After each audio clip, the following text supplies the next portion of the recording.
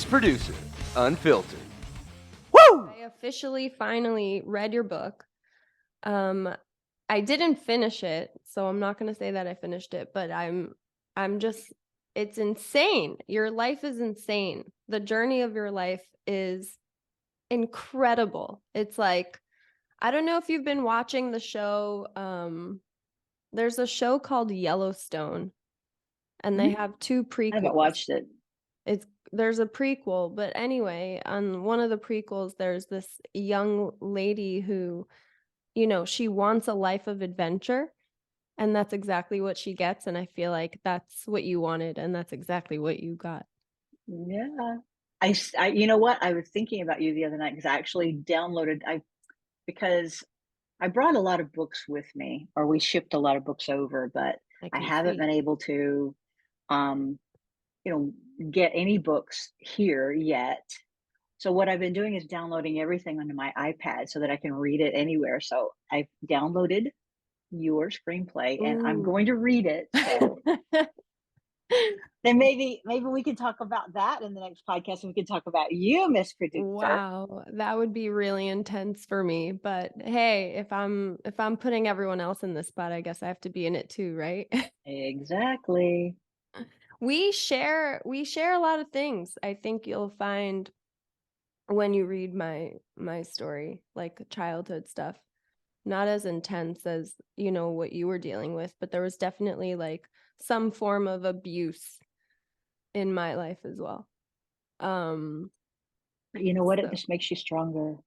And it's interesting because that was basically the message that I took from it. And there was this one, you said one thing when you finally made it to FBI, you were saying, like, I think it was something along the lines of, if I could have this power now, here and now, and like this physical strength, it was like after you carried a 250-pound man on your back during training, you were saying something like, how, if I have this physical ability, like, how come I didn't act like that when I was younger and kind of stand up for myself? But it's hard. It is, especially with a parent who's so, like my dad was huge. He was 6'6". He was a big man. He was angry at the world. He was angry at us. And you just, instead of standing up to it, which I did learn to stand up to him eventually, you just sort of run away. And that's what I did, which is fine. I mean, I wanted to run away and I just kept running and finding new adventures. So, and if I had had this wonderful childhood, I wouldn't have done what I did. And that's what I tell people who talk to me about that kind of trauma as a kid. You know what? If you had had this wonderful childhood and everything was just perfect, you would never have left. Yeah. So, yeah, absolutely. And so here we are. Yeah, here we are. Here you are living your best life in Portugal. Tell me how it's been.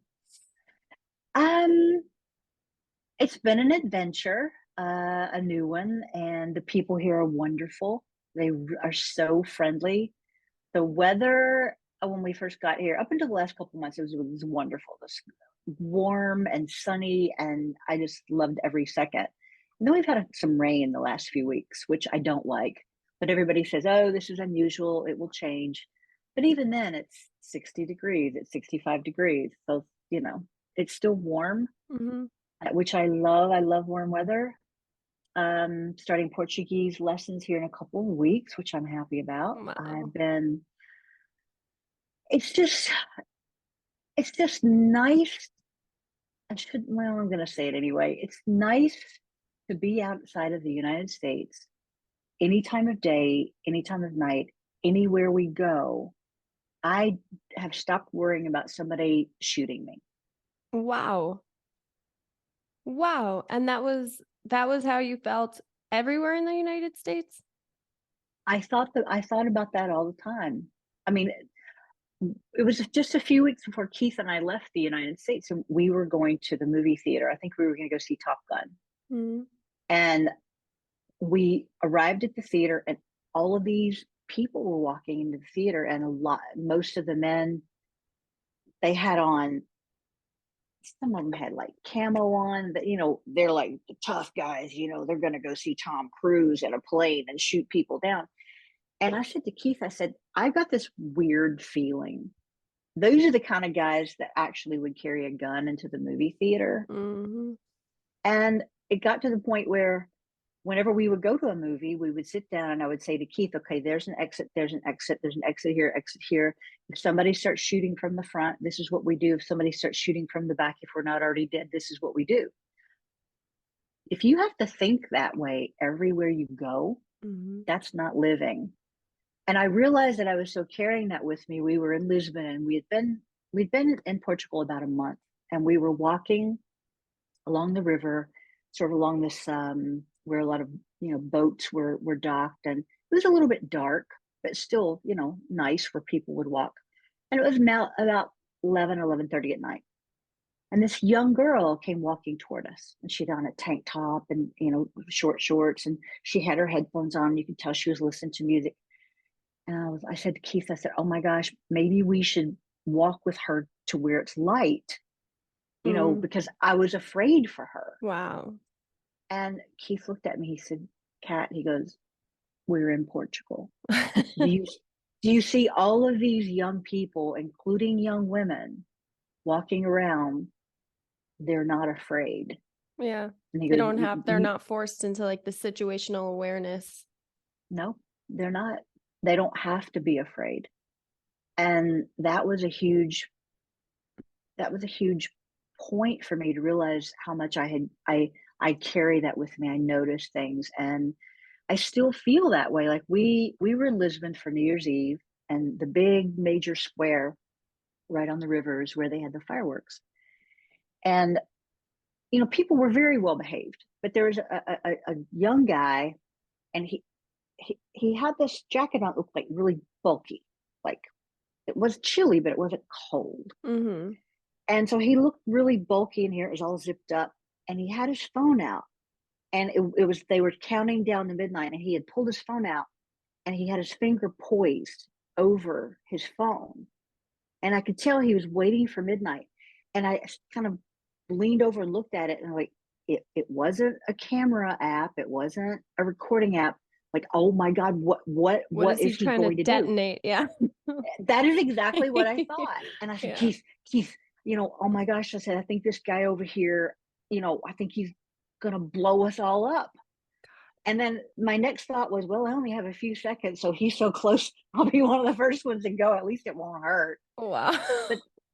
And then what he was doing was, I guess he was getting ready to record everything and then pull his camera, because that's what he did. He pulled his camera up to see all the. And I said to Keith later, I said, I've got to. This has to go away at some point. You need to, and I'm sure it will. But that's where my head goes. Do you think it's because of your career in the FBI, or it's just because you're American and we live in a country where at any minute someone could come in shooting? Well, the gun thing, definitely America. Definitely America. The guy at the fireworks, that came from my job. Just that awareness of who's around you, who looks different. Why was he wearing such a big, thick, bulky coat, and it looked like he had on something underneath it, when everybody else was in, like a light sweater, a hat, scarf, maybe. And he was just acting really weird, and he kept looking over at me and staring at me, and which maybe because I was like staring at him. But that definitely comes from the job, that awareness of who's around, what are they doing, what's unusual. I don't think will ever go away, ever. I don't think so either. It feels and sounds like a form of PTSD. A little bit. I would say that living in the United States can give you PTSD. Why are we so crazy over here? Like, let's talk about what really is the issue here. Because my international friends make fun of me all the time. They're like, oh, we don't want to go. He's like, why is everyone over there murderers, obsessed with guns? Like, this is the image that they have of us. It is the image that they have of us, and people, that I've talked to, they have that image of, oh, well, you all have someone asked me what I used to do, and I told them I was an FBI agent, and they're like, oh, we don't have those types of things over here in this country. Yeah, those types of And I'm things. like, yeah, those types of things. I said, yes, I know. So why are we this way? I think that, first of all, we have to look at our history. We're a very young country, and we've sort of been the cowboys. And it's kind of interesting. I was having a conversation with some of my Australian friends when I was living in Beijing, and they're sort of cowboys too. And we were having a conversation about why they're just kind of crazy and why we're just kind of crazy. And we're a very young country, and their country was basically a bunch of criminals that were shipped out of the UK to just get rid of them. And so a lot of their ancestors really just started from absolutely nothing and built a country out of it. And I think that that's who we are. I think we're still adolescents. We still don't know really who we are. We've been the big kid on the block for a long time, and now there are other countries that are sort of coming up behind us, and we're having to look at who we are and shift some of our thinking. And unfortunately, our thinking has shifted way to the right, in my opinion. Way, way, way to the right, very conservative. And I think we sometimes, look at the rest of the world in fear. We think that somebody's going to come and get us. Somebody's going to come and take what we have. I think people feel that way in the United States, and then we feel that way about other countries doing the same thing to us. And like here in Europe, I'm living here, and I'm living, in a country where people have invaded just about every country on this continent for, hundreds of years, centuries. And so they have that history, and we don't have that history.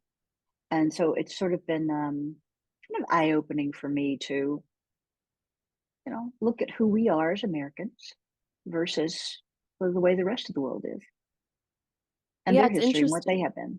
Yeah, European. I had a co-writer on this documentary that I was working on a few years ago, and she was talking about how crazy we are as a country and how we are fighting with each other and this and that. And I just looked at her and I was like, are you kidding me? Europe is like the bloodiest history.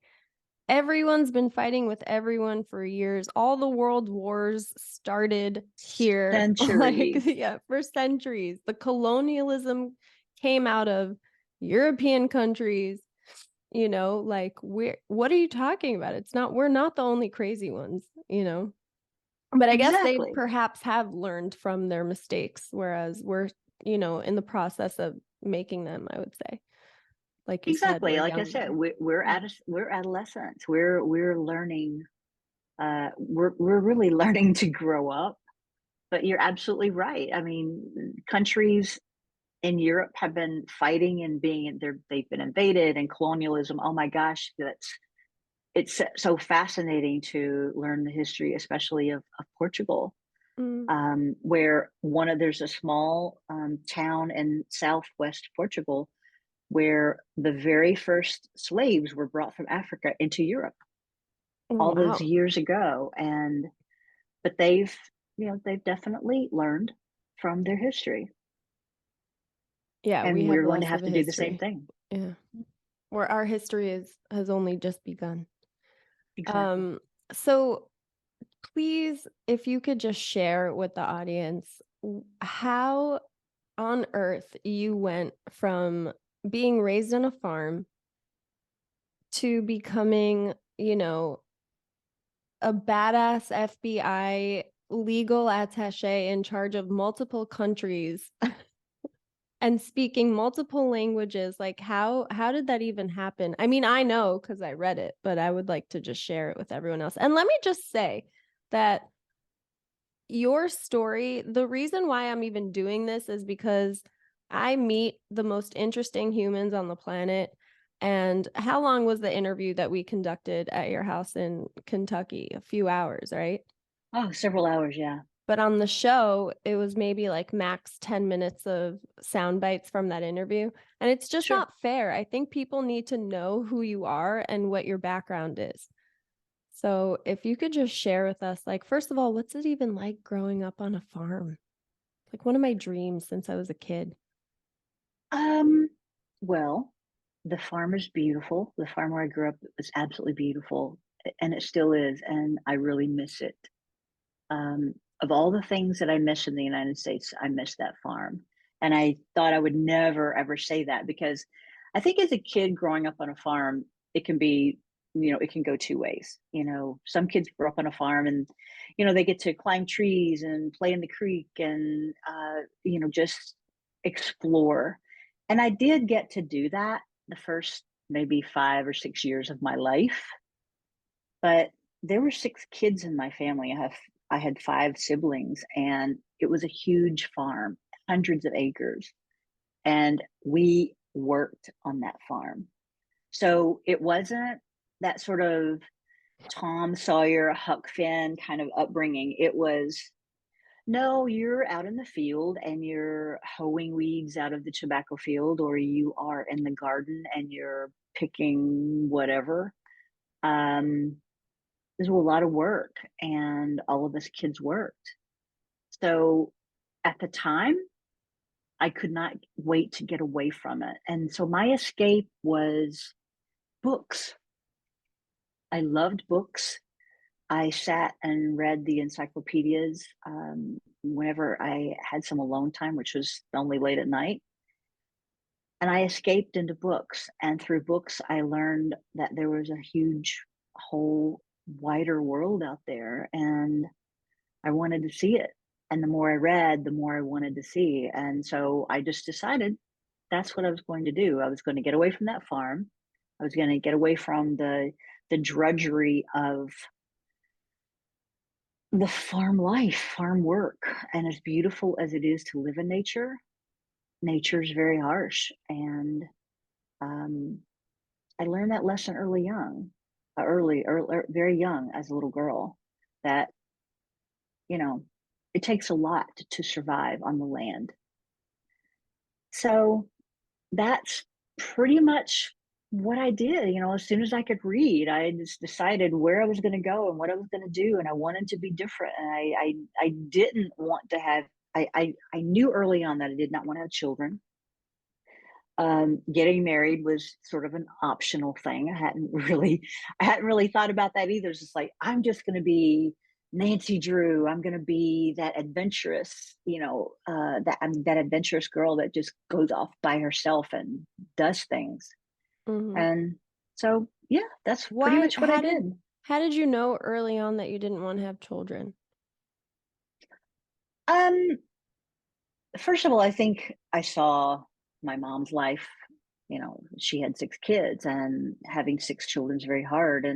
But she still worked very hard on the farm, and she didn't have a lot of time for us. I mean, she loved us and she gave us everything. She fed us and she clothed us and she tried to give us everything that she possibly could.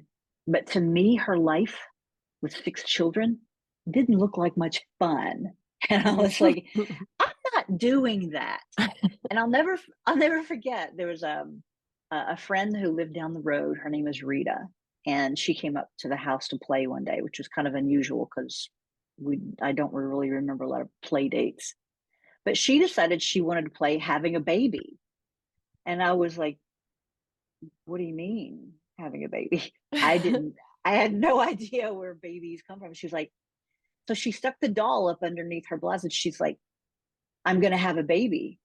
And I said, "What are you doing?" She's like, "Well, babies are in your mama's stomach before they come out." And I thought, I am never doing that ever. No way. and I'll never forget the sensation as this little girl thinking, no, if Mm, I have a baby in my stomach and it comes out and I'm going to have to take care of it, my life is over. mm, And that thought stayed with me my whole adult life. I thought, you know what, if I have children, then I won't get to do all the things that I want to do, which is for me, that's the way I felt. And now, granted, I've known a lot of women who have children and they've done amazing, wonderful, adventurous things. And kudos to them because I I couldn't do that. And I knew that about myself. So, I have to give a huge shout out to those women who go out and they're adventurous and they do wild and crazy things and amazing things for, our country and whatever it is they do. And yet they still have children because that wasn't me. And I knew yeah. it. It's really hard. That's something that I've been battling with for a long time because like I always wanted to have children eventually, but I also had all these huge, big, massive dreams. And it seemed like, I mean, I was engaged when I was 21 years old. And my fiance at the time was just not interested in me getting my master's degree, not interested in me working, just not interested in any of that stuff. And I was a little bit scarred from it and I ran away from that. And then I was like, you know what? This is never going to happen to me again. I'm just going to go and do whatever I want to do. And I moved to a different city every year for like 15 years. And I think I lived about 4 lifetimes already. Your ideas came from books, mine came from movies. I would watch movies and I would try to replay the scenes that I was inspired by with me in it. Like I legitimately I could thank Leonardo DiCaprio for drinking snake blood in Thailand in the movie The Beach because that's exactly why I wanted to go to Thailand and that's exactly why I went to Thailand and that's exactly why I almost drank snake blood. I was going to say, Couldn't pull drink the snake blood. trigger, but I was close. But I went there because of him. And now I feel like I'm in a place where I actually have something to teach a kid about life. Like I have this wisdom and this knowledge that I could share. It's like I'm also kind of a little bit sick of myself already, because I've been focusing on just me for so long. So now I'm happy to focus on, I just met someone a few years ago and I'm happy to like focus on him and what his needs are. It's exciting for me. I many years ago, actually, I was living in San Francisco, and I went to a conference. It was like a women's empowerment conference, and the FBI actually, chose a few women from the office and sent us to this conference. And speaking of Nora Ephron, she was the main speaker. Oh, wow. And she was a wonderful, funny person to listen to. But I will never forget what she said that day. She said, "Ladies, you can have it all. You just can't have it all at the same time." That's right. And I was like, "Oh my gosh, that is so true." Mm-hmm. And I've never ever forgotten that because as women, we can have the things that we want, maybe just not all at the same time. And that's okay too. So here you are, you've lived this amazing life so far because you've got so much, ahead of you. And if you did want to get married and if you did want to have children, you can do that Mm-hmm. because you know what you're capable of and you know what you've already done.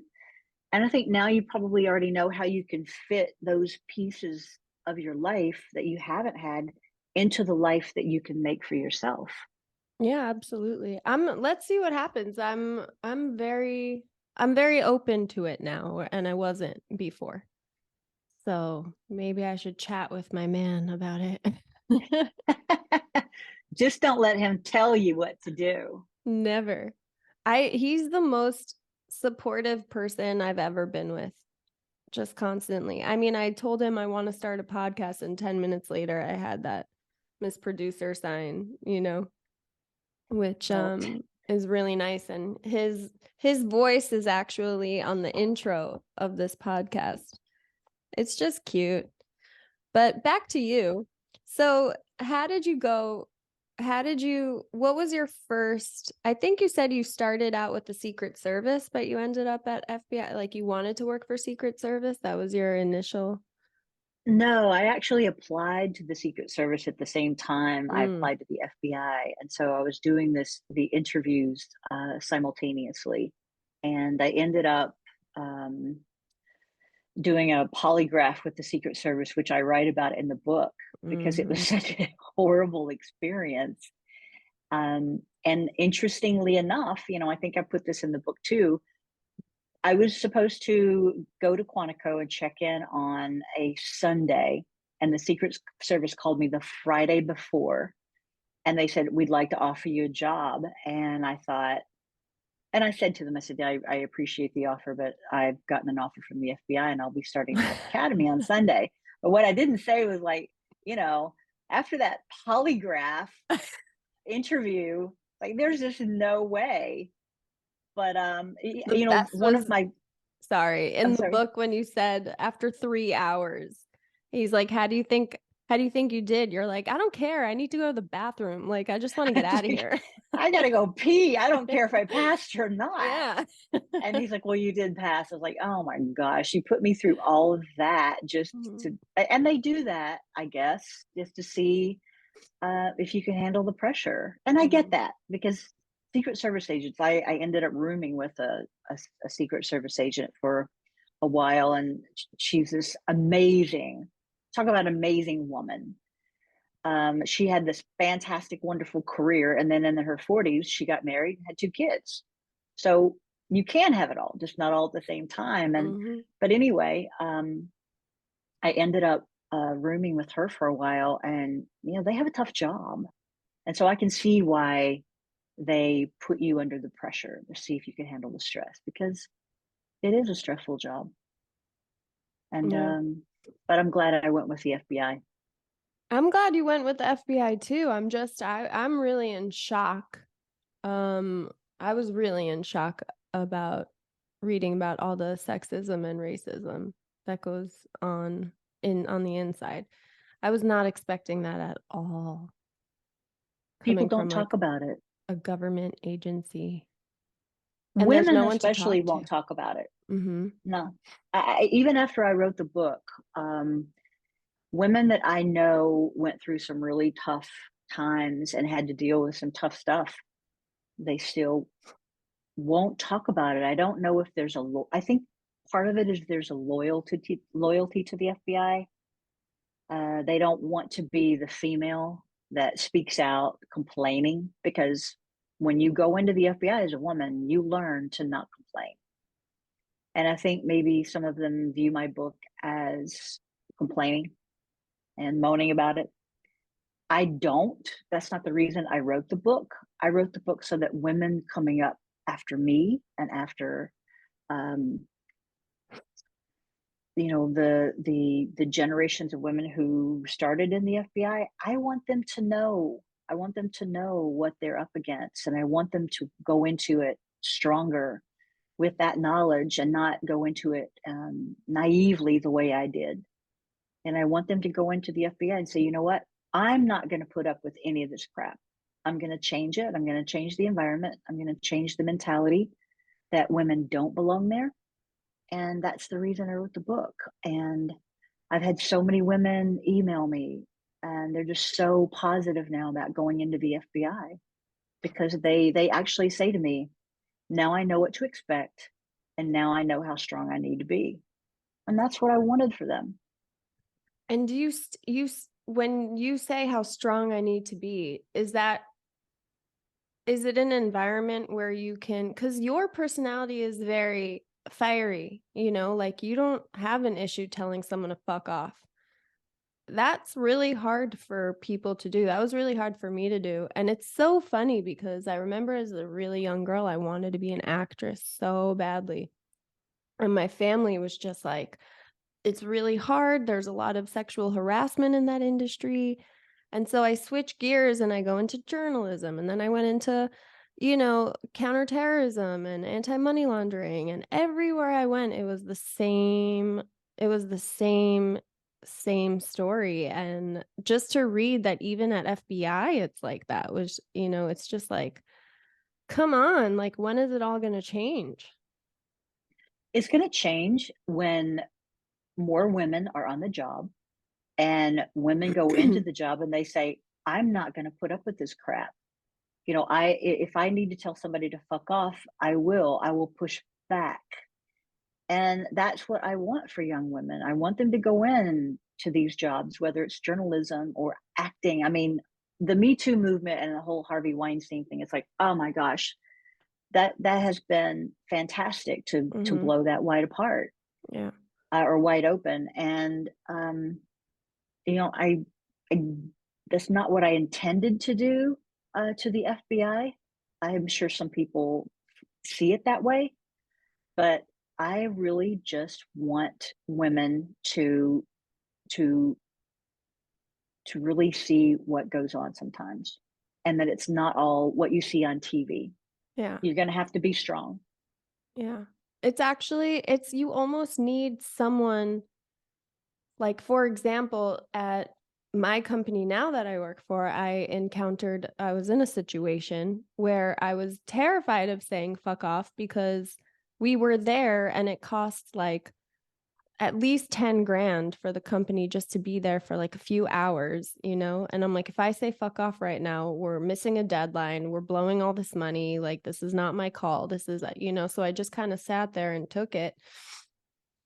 But later on, my boss called me up and he's like, if you're ever in a situation like that ever again, pretend you're the CEO of the company. Like, you have full authority to just say, don't fucking touch me. Like, Wow, straight up, just be rude, be mean, do what you got to do. Just, you have full authority to do that. But without him that's saying great. that, I never would have thought to myself that that's even allowed. And that's crazy to even have that kind of a mentality. And yeah, so I mean, I think it's great that you wrote about it. I just wonder, I wonder if, especially the racism also, and it's straight up racism, having someone dial a phone number and being called all these names because of the color of their skin. That is definite. That's not passive racism. This is just like full blown in your face. We're doing this now. And I was in shock to read all that stuff. And you know what? The sad part is, yes, racism, I think, is is just as rampant in the FBI, I think, as you know, the gender issue. Some people might argue with that, but I definitely think it's true. But in the story that I wrote, the thing that was so sad for me was this woman who is one of my best friends. She's just amazing. I call her Mother Earth. She's just this calm, she's a rock. She is strength. And for her to say to me that she experienced so much racism in the FBI early on that she actually thought about taking her own life. That, that just it just blew me. It really blew me out of the water. I just couldn't believe it. I couldn't believe that she could actually feel that, because in my eyes she was so strong, and she is strong because she made it through. But when I think about the people, the men and women of color who just decided to quit because they didn't want to put up with it. And so maybe they did. I don't know. But I know that it's been there, and I hope that changes just as much as the sexism does. And, How did mhm. maybe that story will cause somebody to think a little bit. I don't know. I definitely think it'll cause someone to think a little bit. How did you navigate through it all? I mean, you were put through hell. You were put through hell, especially, I mean, even to the point of someone messing with the target on your gun during training so that you'd fail, your supervisor doing that to you so that you'd fail. How did you, the fact that you overcame that and still kept going and then got into a position where your reputation and the respect that people had for you was the only reason why they listened to your complaints about, you know, racism and sexism. How did you manage that? How did you do it? Um, when I first got into the FBI and I was at the FBI Academy, that's when the firearms instructor, he changed the sights on my gun so that my gun wouldn't hit the target. And I don't think he realized that growing up in Kentucky, I knew about guns and I knew how to aim differently. If like my target isn't hitting dead center, I actually had a West Virginia state trooper. He was in my class. I had him stand behind me to tell me where are my bullets going. And when he says lower right, I knew that I needed to shoot upper left in order to get the bullets in the middle. And I think my instructor thought that I was too stupid to know that. And I mean, here I am from Kentucky, and the guy standing behind me is from West Virginia. It's like, dude, you do know that people in Kentucky and West Virginia carry guns, right? um, and he actually admitted after I passed, he admitted that he was trying to get me kicked out because he didn't think women deserved to be in the bureau. But is And I that didn't. Hmm? Oh, go ahead. I'm sorry. Do you think that's a strategy to like toughen women up, or is that just No, straight up, I hate you, you don't belong here? that's straight up. I hate you. You don't belong here, because I didn't put this in the book because a couple of people thought it would be overkill. But the ending of that chapter was going to be after I graduated and I was in the Alexandria field office. I had gone back to Quantico for like a conference or something. And I saw Tommy in the hallway. I passed him in the hallway. And by that time, I graduated. So I didn't have to be all that nice to him. So it was like, I sort of snarled my nose up at him. It's like, what's up, Tommy? And he said, oh, I'm trying to get more women kicked out of the FBI. He goes, so I'm doing my job. Wow. He actually That's said that. He actually said that. He did say, he goes, just got one kicked out just the other day, so I'm doing my job. Oh my God. Yeah, So that's again, what he like said. how did you make it? How did you do it? What do you owe it to? Growing up with my father, uh, that made me tough. And then going through that at the FBI Academy, and you know what, I I did try to say this in the book. You know, there were a lot of guys I worked with who were wonderful, and the first few years, it was a lot of fun because there were a lot of female agents and male agents. We were all fairly new, and we were just getting to know the ropes, and it was a lot of fun together.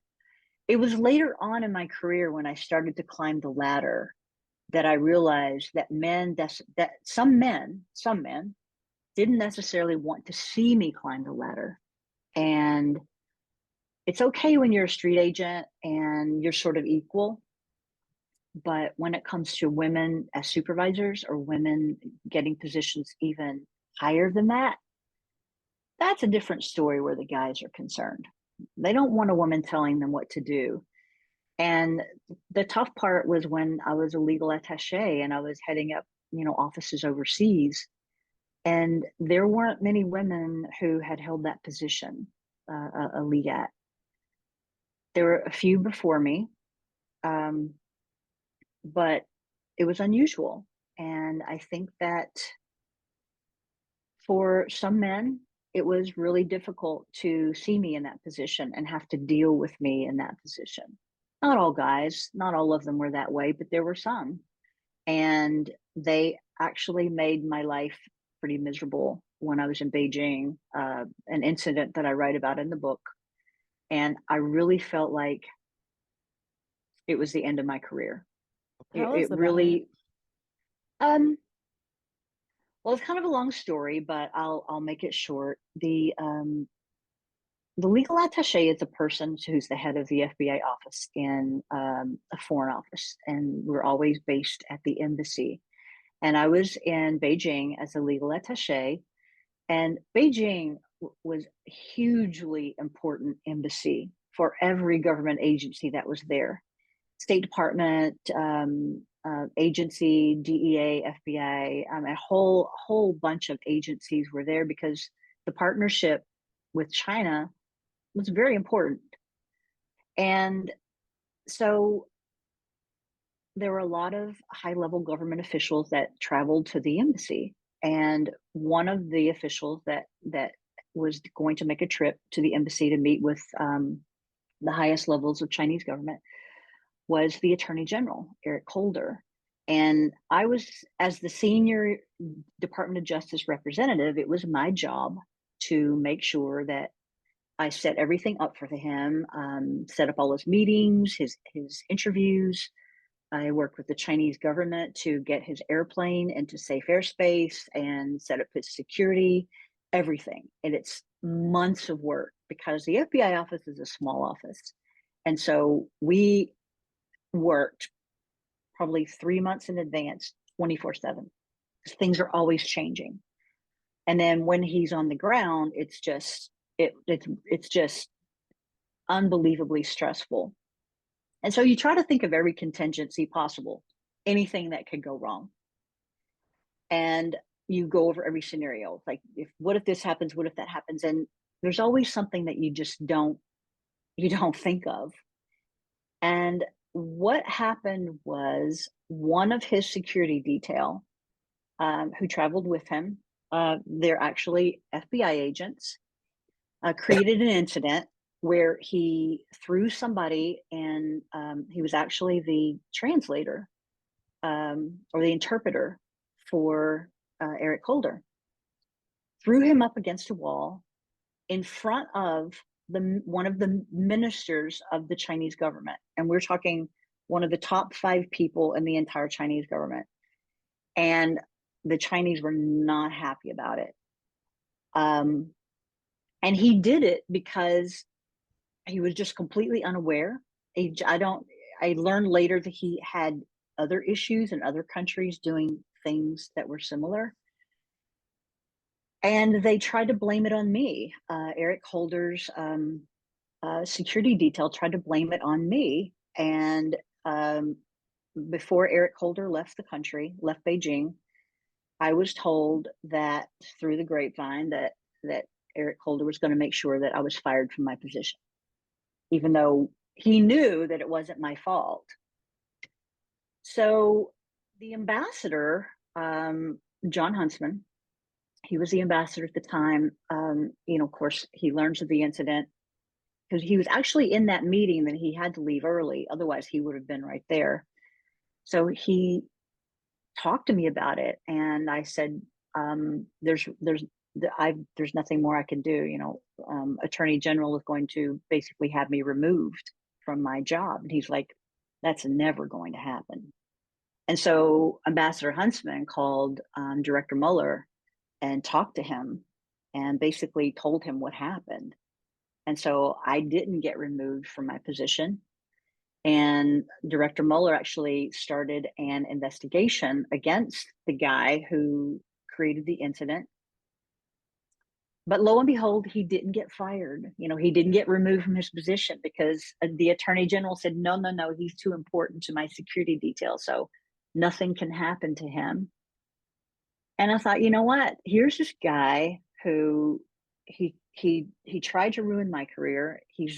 I had heard then, interestingly enough, other legats actually reached out to me and they're like, hey, this guy did something similar when he came to my country. But yet here he was, and he was going nowhere. And this is the interesting part. Some of the guys, the rest of the guys on the security detail, they came to my ALAT, Assistant Legal Attaché, and they said, tell Kathy that we know she didn't do anything wrong, and that we support her behind the scenes, but we can't take up for her and outwardly. in public. We Mm-hmm. can't say anything against one of our own, which Wow. means I wasn't one of, they started treating me like I wasn't an FBI agent. And when that happened, I thought, you know what? I think I'm done. I think it hurt so much. It broke my heart. And I think that was definitely the end of my career. I mean, I ended up staying on another couple of years um, after I finished my term in Beijing. I went back to San Francisco, and I had a squad of new agents that I was trying to train, and I knew that I just didn't have it in me. I didn't have enough to give them anymore, and I feel really bad about that. Now, when I look back, I wish that I had been more to them than I was, but I think I was just done. I was finished. Wow. And how many years later is that? How many years did it take you to be done? Honestly, I think after that incident, I stayed on in Beijing another year, and then after that, I left Beijing when I finished my 3 years there. Went back to San Francisco. I had planned to stay another few years, but after a year and a half, I said, I can't do it anymore. My heart's not in it. I'm not happy with it anymore. And I realized when I came back to the United States, I had changed. I thought the Bureau had changed initially. It's like, oh my God, the FBI's changed so much, but it was me. I had changed. And Mm. I realized that I wasn't going to put up with the shit anymore. I just wasn't. And I'm sure that year and a half, I'm sure a lot of people thought I was a holy terror because every little thing that I thought was wrong or needed to be done differently, I just went after it. Mm. And I'm sure a lot of people were happy when I retired. When I was there, they're like, "Whew, glad she's gone because she just tells everybody what to do." Yeah. Wow. Is there was there that was the hardest incident along those lines that like is there any other experience that comes to mind that you were almost done after that too? Yeah, that was sort of like, and it's kind of interesting that they're bookends. I get to the FBI Academy, and my FBI, my firearms instructor changed my sights. That was the beginning, and really the end was the whole incident with the Attorney General. Mm. But in the middle, there were some things that happened, and you just sort of, as a woman, you just go, you learn to say fuck off. And believe me, I learned to say fuck off to a lot of people. But you also learn that you can't say fuck off to some people, and those people generally being your supervisors. So I had a supervisor who, he was a misogynist, just hated women, and there were 4 or 5 women on our squad, and one by one, he made sure that they got booted off. Some excuse or another, either that or he made their life so miserable that they just left. Was this Chad? And yes. And so he I started realizing his pattern and what he was doing and how he was doing it. So I started writing it down. I started taking notes. And that's called keeping book. And in the FBI, it's called keeping book. And I hate that. I always hated when somebody kept book on somebody. And it's the first and only time I've ever done that.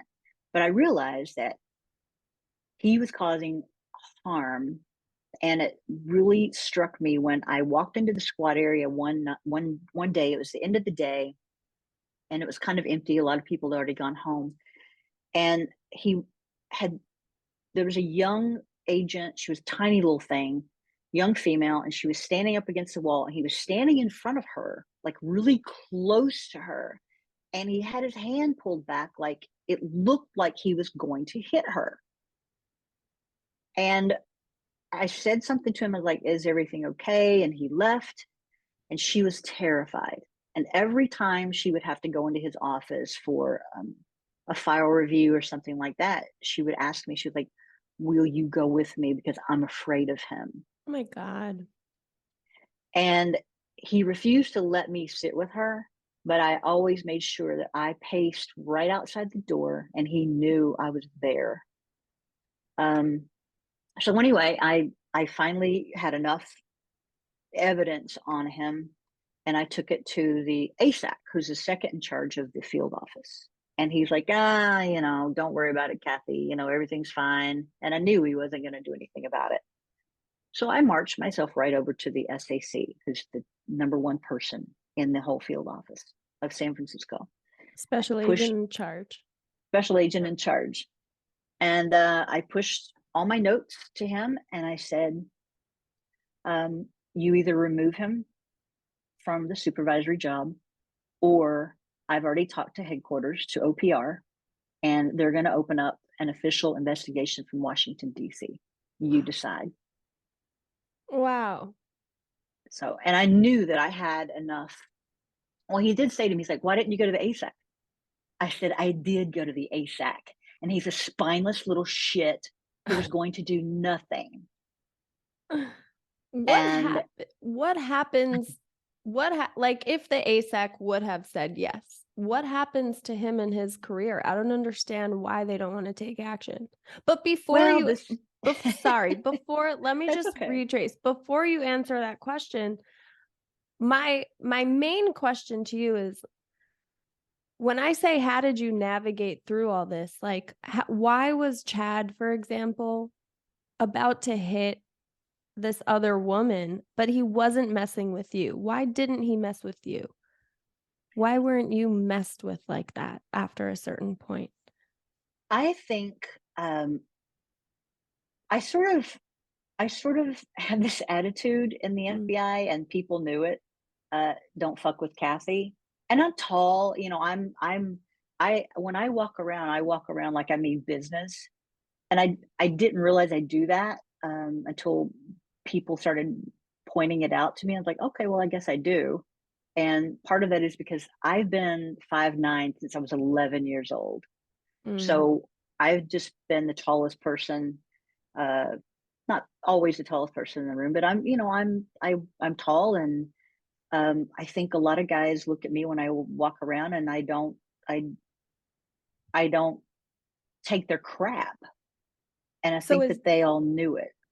So I think Chad was afraid of me a little bit. So that's what it takes. You have to have, that's the only way to kind of survive and navigate, is to have this don't fuck with me energy. It's not the only way to survive. Okay. Now, there are women in the FBI who they play up to the guys. They're the, they're the cutesy little, oh, I'm a girl, blah, blah, blah. There are those. And there are women like that everywhere. They're going to play the role that the guy wants them to play. Not many in the FBI, I will say that, but there are some. And so, they're able to navigate it. Yeah. The different strategy and how to dance around the male ego. Exactly. There's a dance. Yeah. I didn't dance around the male ego. I kicked my way through it. Right. I love that. Okay, I had to be a hard ass. Right. So back to the assistant special agent in charge. Like, what happens to him? Why isn't he willing to do anything about it? Like, why? Why did you have to go over people's heads? Because when something like that happens and a supervisor has to be removed, there's always a lot of paperwork. You have to justify why you're doing what you're doing. And I think, first of all, he was just a lazy shit. And he just didn't want to be bothered, which is why, and I kind of knew that he wouldn't. I knew that, but I knew I needed to take the appropriate steps, who I needed to go to next. And then when he said, nah, I'm not going to do anything, basically, I was like, okay. And I didn't tell him I was going to the SAC. I just said, okay. Mm. And then I marched right over to the SAC's office. And then the SAC called him in and was like, why didn't you do anything? And he looked at him like, oh, you know, playing with his navel lint. And, but yeah, Chad got removed from the supervisor position of my squad, but he was put into supervisor position of another squad Uh-huh. right away. And then he eventually transferred to headquarters where he was in charge of a lot of people. So in the book, I call that type of promotion FUMU. You Mm. fuck up, you move up. So Wow. Chad actually benefited from FUMU. He fucked up and he moved up. That's out of control. Wow. Okay, so what about the good stuff? Tell us some of the good stuff. Like what are some of the things you're most proud of? Like any experiences that you had where it was like you did such a great job and you saved the day? Oh, I don't know about saving the day, but there was so much good stuff. I mean, I had another interview where somebody asked me, like, looking back at what your career and what all you've done, would you do it again? Mm. And I said, in a heartbeat, especially if I could go back knowing what I know now. But yeah, I would do it in a heartbeat because the FBI is, for the most part, a group of people who truly want to do the right thing. And they're there to do the right thing by our country, to protect our country, to protect the people in it. Um, they're on the job because they want to be on the job. You don't join the FBI to get rich. You don't join the FBI to get, famous or anything, because honestly, for the most part, no one's ever going to know who you are. And so it's sort of like you're in this big team. They are your family. The FBI does become your family, and you have to learn to trust each other because they're going to have your back and you're going to have theirs. And I have made lifelong friends from people in the FBI. And no matter where I went in the United States and even overseas, I I had a landing pad. I had people that I could reach out to, people that I could talk to, and those are my fellow FBI employees. And I say FBI agents, but there are so many other people in the bureau who are um, they're not agents, but they do wonderful jobs. They have admin positions, they have analyst positions, and they keep the FBI moving forward. And um, it was wonderful to be able to see that everywhere I went. And as far as the job, a lot of what I did, most of what I did, I can't really talk about. But I will give this example. There was a guy I knew. We were both at headquarters at the same time, and he was basically a cybersecurity expert. And he got offered a job with another private sector company making gazillions of dollars, and so he left. He resigned from the FBI. A couple years, he came back, and I was like, "What are you doing back?" And the FBI let him back in because of his particular expertise. He's like, "You know what?" He goes, "Because I might have been making a lot of money." He goes, "But the work was boring." He goes, "Nobody in the world gets to do all the things that we get to do and see and experience all the things that we get to see and experience." And he goes, "I may not be making as much money." He goes, "But this is so much more interesting. It's so much more adventurous." And he goes, "I know that I'm doing something good." And so I felt that too. I felt like I felt like I was doing something good. I felt like I was doing something right for my country and for the United States and for the people in it. Um, and so Mm. you can't. That's something that no one could ever take away from me, and I loved every second of it. When can you give us a list of all the countries you lived in? Uh, well, as far as being the legal attaché, I lived in New Delhi, India, because that's where the office is. It's in the U.S. Embassy in Delhi. But out of Delhi, I covered all of India, Nepal, Bhutan, Bangladesh, Sri Lanka, and the Maldives. And then when I was later legat in China, I covered all of China and Mongolia. Wow. So I traveled extensively to all those countries. I made wonderful contacts, wonderful friends. Made me realize how the FBI was looked at by the rest of the world. And I will say this too, and I write about this in the book. I don't know if you've gotten to the story about me in the car with the director Mueller. So after the Attorney General incident in Beijing, several months later, Director Mueller, Robert Mueller, came to Beijing for some meetings. And of course, I set that up as well. And he knew what had happened, obviously, with the Attorney General. And we're in the vehicle on the way back to the airport and putting him back on the plane to go back to Washington. It's just me and him in the car, in the backseat, the driver's obviously driving us to the airport. And Director Mueller there's no small talk. He doesn't chit chat. You only talk to him when he asks you a question. Otherwise, you're quiet. You're just quiet. And so I was always just quiet and waited for him to ask me a question. Then I would answer, and I wouldn't elaborate or anything. So we're in the car, and it was kind of quiet. And he looked at me and he said, Kathy, can I ask you a question? And of course, I'm like, okay, this has never happened before. What should I say? Okay, sure. Of course, Director, of course you can ask me a question. And that's what I said. He goes, you've covered a lot of countries, some of them being Muslim and, very male oriented. He said, did you ever feel you could not do your job because you were a woman?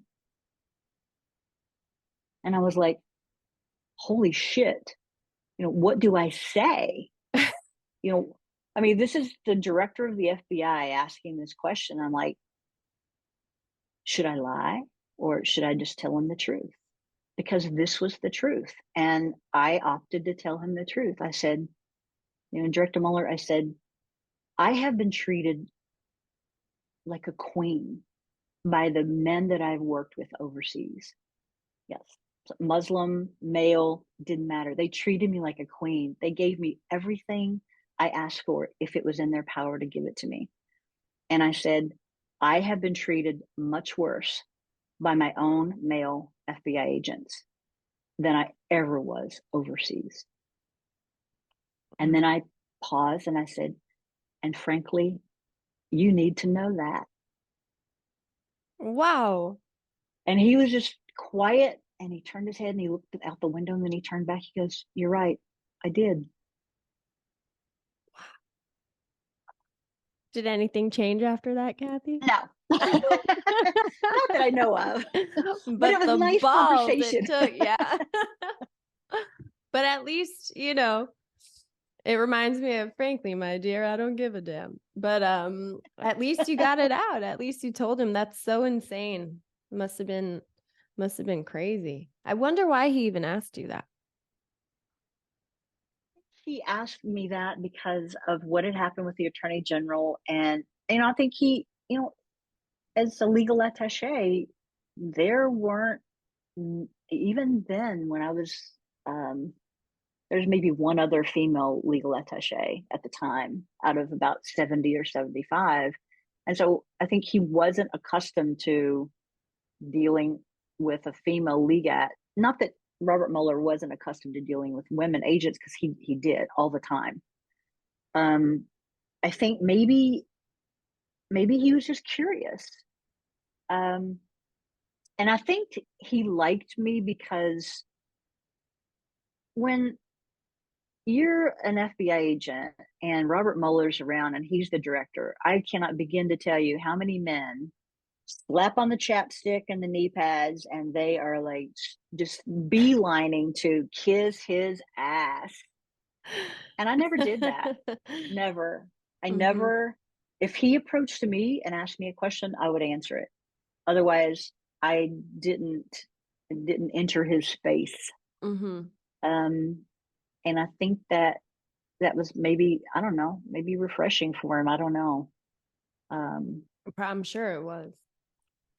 so yeah, that's my Can you, story about Robert Mueller, that's crazy. But you who I have started talking, respected a lot, by the way. were you upset about the investigation on him? Yeah, I was. And at the end of the book, I actually, there's a chapter where I write about how I felt watching him being questioned by Congress. And I could tell he was tired. And it really pissed me off because here's a man who has dedicated his life to service. Mm. He was a U.S. attorney and he was the director of the FBI, the longest serving director of the FBI, who came on board 1 week before 9/11. And then he was asked to do this investigation, which he didn't have to do. He was retired. He didn't have to do it, but he did it anyway because I know that he felt it was the right thing to do. And for him to get ripped to shreds pissed me off and it made me sad because I respect him a great deal. I think he's a fair man. And it really bothered me to see the way he was treated. He was not given the respect that I think he deserved. Mm. Well, America, right? Yeah. Welcome to America. Yeah, America. I was gonna ask you about what your favorite country was. India. Yeah, it's my favorite too. It's funny because you mentioned in your book that Westerners either love it or hate it. And that was the exact experience that I had when I went with a group of friends. Like some of us were just dazzled and enchanted. And, I mean, India changed my perspective on the world too. And life, just being there and seeing all the poverty and the homelessness and the filth, as you mentioned as well. But some of my acquaintances, they weren't my friends, really genuinely hated it with passion, and they were just saying such mean things and they couldn't wait to leave. And I don't talk to those kinds of people. It's my favorite place. Tell me why it's your favorite place. Um, it is, it's filthy, it's chaotic. I saw some things every single day that broke my heart. People living under bridges, children begging at street corners, children who had been put out to beg by their parents. So their parents had cut a hand off or blinded them so they could be beggars. Young girls put out as prostitutes. I saw some of the most heinous things every day. And yet it's a country where I saw people trying to survive and finding joy in that chaos. Mm-hmm. And Beauty. And beauty. Oh my gosh, the beauty of India is you can stand in one place and just turn 360 degrees and take 1,000 photos. It's colorful. I've seen people just be so joyous over their music, their food, the architecture. The history is so long. I mean, it's long and textured and layered, and I love that. I mean, yes, there are problems there. There are huge problems there, but there are problems everywhere. And to me, India is it's so intricate. I think the intricacy, it just intrigues me because you can be there and live there a lifetime and never fully understand it, but yet you can love it and hate it in equal measure. Mm-hmm. And that feeling, when something gives me that feeling, I'm always fascinated by it, and it makes me curious. It makes me want to learn more, and so Yeah. I love it. I'm glad to hear you loved it, and Oh, the yeah. people who don't love it, well, just don't go. Yeah. Don't go, and don't even tell us you don't love it. Exactly. it for me, just the people are so happy and they're living under extremely harsh conditions. So that the beauty in their attitude and their personality, and I was really in shock when I went over there. And it's like the best food ever. Oh my gosh, the best food, the best music. Oh my, I can Yes. still hear Indian music and I just want to get up and dance and Mhm. run and laugh. Yeah, I loved it. I really want to go back. My husband and I had thought about going back, and then COVID hit, and Mhm. we haven't made it back yet. But I will. I will. I Yeah, still have friends same. there. Can you also tell me why you didn't like working undercover? Like, to me, that sounds so exciting. I liked it initially. It was a lot of fun. It was different. You're sort of like pretending to be somebody else, and you get to sort of act a little bit, and you're telling lies, and you're sort of having to remember all your lies. And it was fun initially, but at the time, the roles that women were playing were um, secondary to men.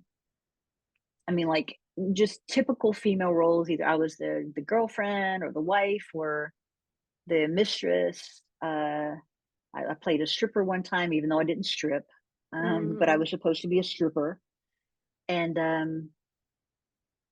just I got tired of that. I got tired of playing that role.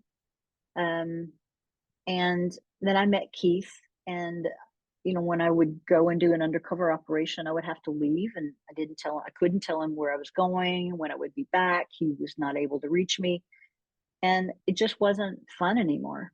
I just didn't want to be I didn't want to be the arm candy. I didn't want to be the girl who has to be silly and stupid. And even though part of that role, playing that role, is you get to be someone that they don't think is important. And so, in that role as a woman, then you can, let's say, become close to the bad guy's girlfriend or wife or mistress, and those women know a lot. Mm. And as another woman, you can get information from them about the bad guy that the undercover male agent won't be able to get, because the bad guy's not going to fess up things like that. So it Mhm. was an important role, but I just got tired of it. And then after I met Keith, I just didn't want to do it anymore. So I didn't. I love you and Keith. The second I walked into your home, you could just see how much you guys love each other. We do. Is it, would you have been able if you had, like, is it even possible to be in a relationship with someone who's not supportive? How important is your partner's role in your career? Very. Um, in the FBI, there are a lot of female agents who are married to male agents or married to other agents. We do, Mhm. we have a fairly sizable gay population in the FBI. People don't realize that, Mhm. and so sometimes those agents are married to other agents. But a lot of agents are married to somebody within the bureau, whether they're an agent or someone who works for the FBI in another capacity, and so they sort of understand each other better. And I actually had this conversation in an interview about how there aren't that many female agents in the FBI who are married to non FBI agents. Hmm. Very few. Keith is one of them. Um, I'm hard pressed to think of too many more. They're Hmm. there, but very few. And so those people have to be very supportive of a career like that, or it just doesn't work. Because sometimes you're working 24/7, and sometimes you are um, in a position where they can't get in touch with you, or you can't get in touch with them.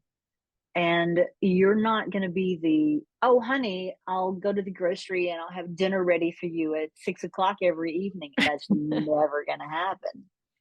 So, for a guy who is traditional, he is not going to want to be married to a female FBI agent. And I learned that early on. I mean, I learned that, when I was single and I would meet guys, it was really cool at first. They thought it was intriguing.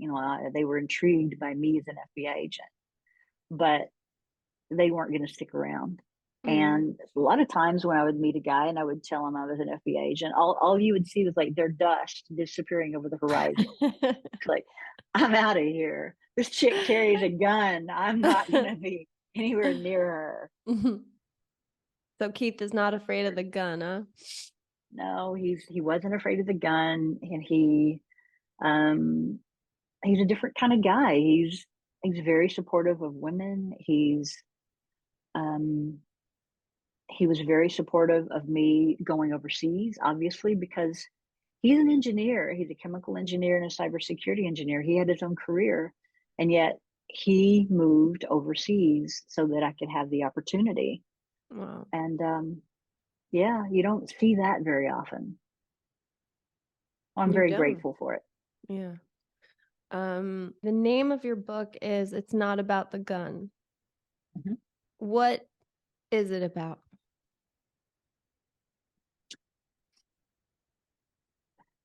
It's,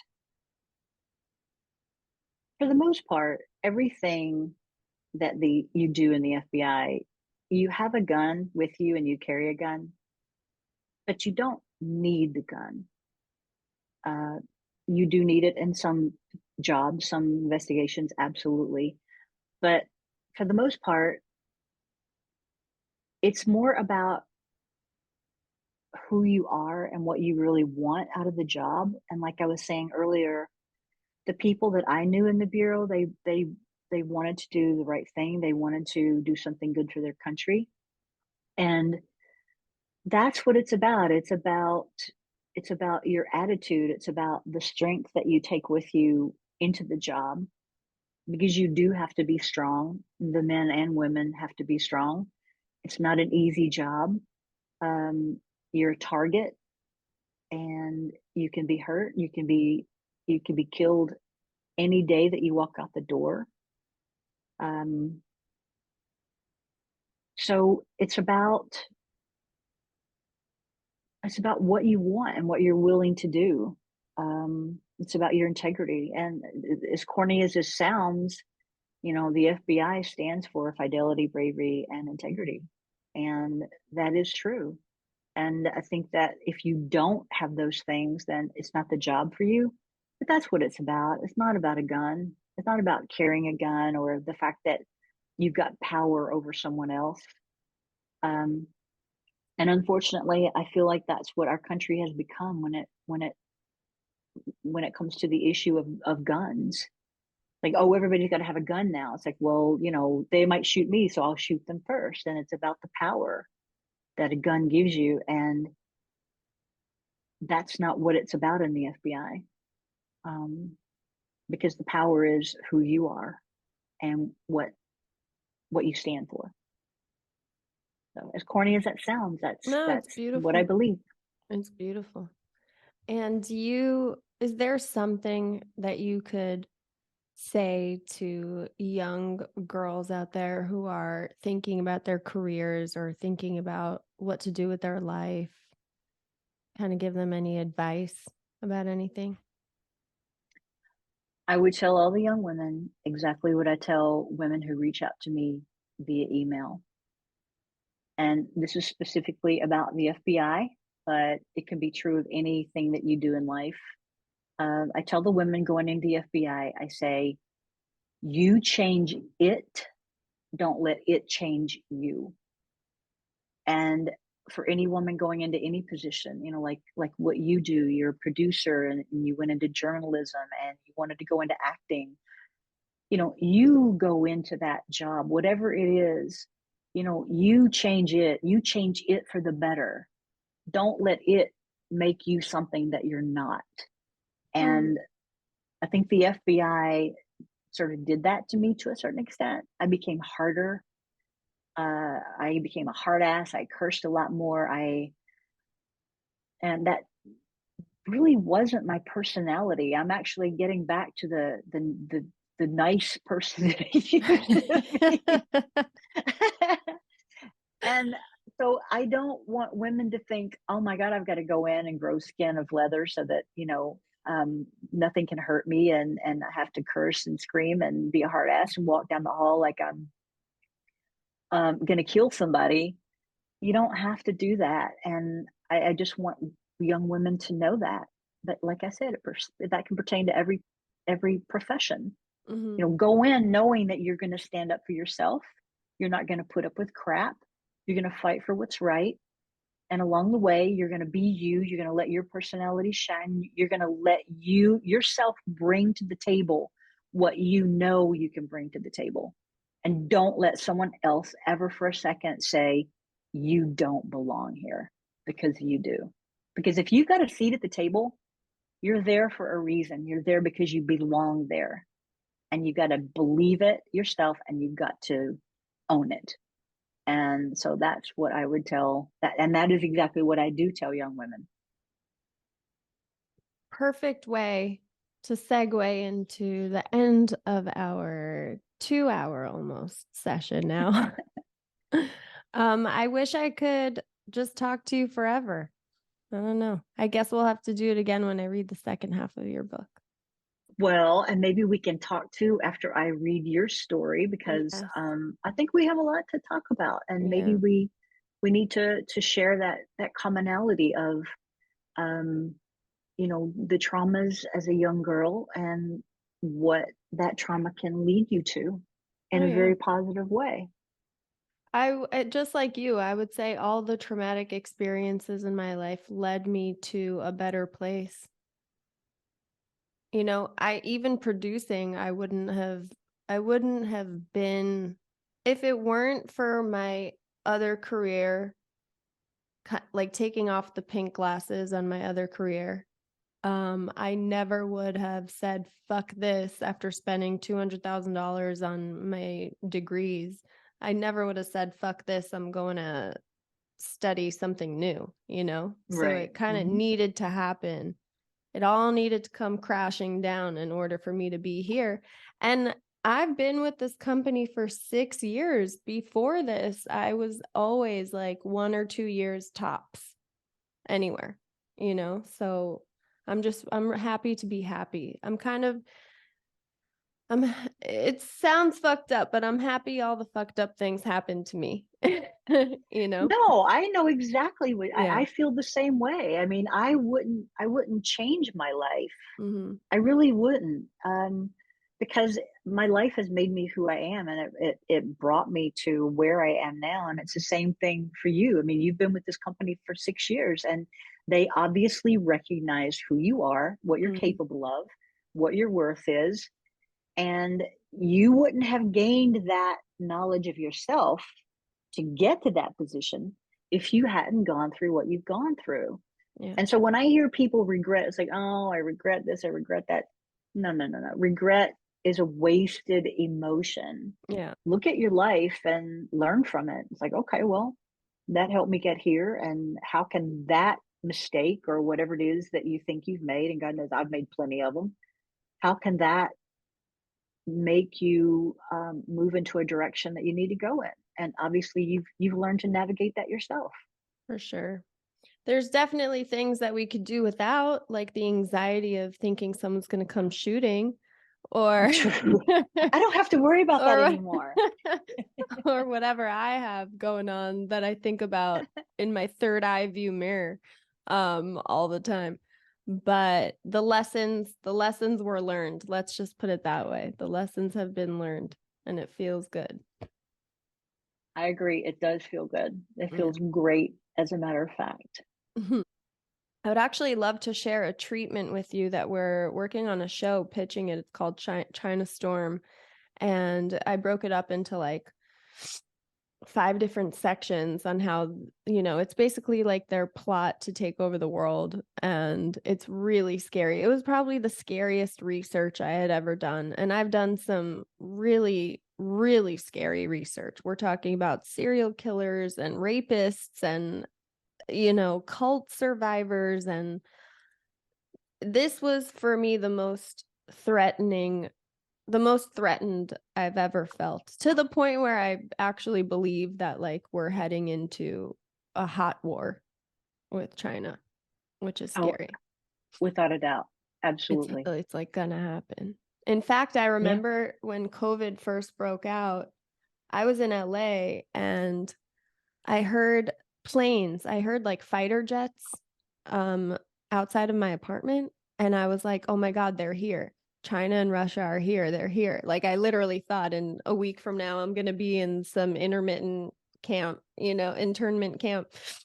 that they built for COVID, but really it was, I don't know, I was going through all these crazy conspiracy theories in my mind, but that was like an actual genuine initial reaction was they've come, they're here, we're being attacked, you know? It's like we're waiting for it. Yeah, I do try to keep up on what's going on with China, and it's kind of interesting being here in Europe and learning some things that I've learned because, unfortunately, there's, I think, two factions in the United States. It's like, oh, we have to be nice to China. We're partners. We're so intertwined with them economically, which we are. And then there's the other side who's like, China's the enemy. We hate them. We want to keep them from doing anything.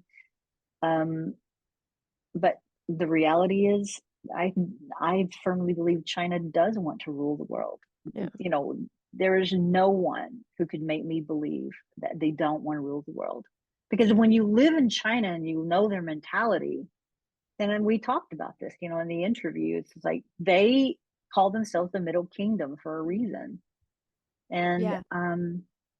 That was really interesting when you explained that to me about the Middle Kingdom and what it means. Yeah. I'm glad you guys are doing a show, or hopefully it'll get picked up, a show on China. It's so important, and not enough people truly understand the importance of understanding what China is all about. Yeah. And it's not just the United States. It's everywhere. It's the everywhere. whole, it's literally the whole world. I mean, even just with the Belt and Road Initiative and the fact that they place people in like political circles of every single country out there. It's intense. It's intense. Yeah. It's like academic espionage, political espionage, corporate espionage, like you name it, on top of that, like beefing up their military, beefing up connections with, like you were actually telling me about the developing countries, that they're basically, giving them a loan or like giving them money, but it's really a loan, and they're going to collect the debt later on by annexing the country. It's insane. The ports that they're buying, the minerals, the mountains and minerals that they're buying. I mean, it doesn't end. It's so scary. So yes, our first podcast will be dedicated to that.